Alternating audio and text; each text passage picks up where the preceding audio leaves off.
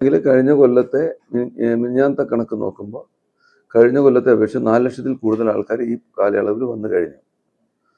21 ലക്ഷം ആൾക്കാർ വന്ന സ്ഥലത്ത് ഇപ്പോൾ ഏകദേശം 25 ലക്ഷത്തോളം ആൾക്കാരാണ് മിനിഞ്ഞാന്നത്തെ കണക്കനുസരിച്ച് വന്നു പോയിട്ടുള്ളത്. അപ്പോൾ ആൾക്കാർ വരുന്നത് കൂടുകയാണ് ചെയ്യുന്നത്.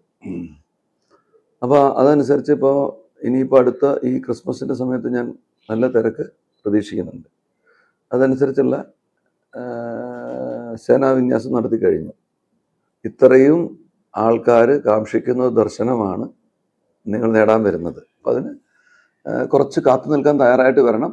ക്രമം വിട്ട് വന്നാൽ എന്ന് പറഞ്ഞാൽ വെർച്വൽ ക്യൂ പാസ് ഇല്ലാതെ വരുന്നതിനാണ് ഞാൻ ക്രമം വിട്ടെന്ന് ഉദ്ദേശിച്ചത്. അപ്പോൾ അതിന് സർക്കാർ ഉദ്യോഗസ്ഥർ പറയുന്ന എല്ലാ നിബന്ധനകളും പാലിച്ചുകൊണ്ട് മാത്രമേ അവർക്ക് ദർശനം സാധ്യമാകുന്നുള്ളവർ തിരിച്ചറിയണം. പിന്നെ 5000-ലേക്ക് ക്രമീകരിച്ചെങ്കിലും അത് പിന്നീട് എക്സിക്യൂട്ടീവ് ഓഫീസറും സ്പെഷ്യൽ കമ്മീഷണറും പോലീസ് അധികൃതരും കൂടെ ചേർന്ന് ആലോചിച്ച് കൂട്ടായൊരു തീരുമാനം എടുക്കാനാണ് പറഞ്ഞത്. ഇതനുസരിച്ചാണ് ഇപ്പോൾ കാര്യങ്ങൾ മുമ്പോട്ട് പോകുന്നത്. അപ്പം അത് ബഹുമാനപ്പെട്ട ഹൈക്കോടതിയുടെ അനുവാദത്തോടുകൂടി തന്നെ ബഹുമാനപ്പെട്ട DGP പറഞ്ഞതനുസരിച്ച് നമുക്ക് വേണമെങ്കിൽ കൂട്ടാം, കുറയ്ക്കാം. അത് ആ സൗകര്യത്തിനനുസരിച്ച് ചെയ്യാവുന്നതേ ഉള്ളൂ. നമ്മുടെ പ്രശ്നം അതല്ല. അങ്ങനെ കൂട്ടുക കുറയ്ക്കുകയൊക്കെ ചെയ്യേണ്ടി വരുന്നത് ഇവിടുത്തെ തിരക്കിനനുസൃതമായിട്ടാണ്.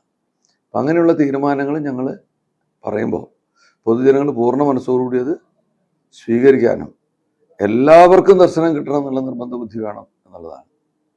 വേറൊരു കാര്യം, നമ്മൾ കൃത്യമായി ഈ ഒരേ തരത്തിലുള്ള സേനാവിന്യാസമാണ് നടത്തിയിരിക്കുന്നത്. എന്ന് പറഞ്ഞു കഴിഞ്ഞാൽ ഇപ്പം മുമ്പ് കാലത്ത് ഈ വെർച്വൽ ക്യൂ പാസുകളൊക്കെ നിലവിൽ വരുന്നതിന് മുമ്പ് ഒരുപാട് ആൾക്കാർ വരുന്ന ദിവസങ്ങളും കുറച്ച് ആൾക്കാർ വരുന്നത് 10,000 പേര് വരുന്ന ദിവസങ്ങളുണ്ടായിട്ടുണ്ട്.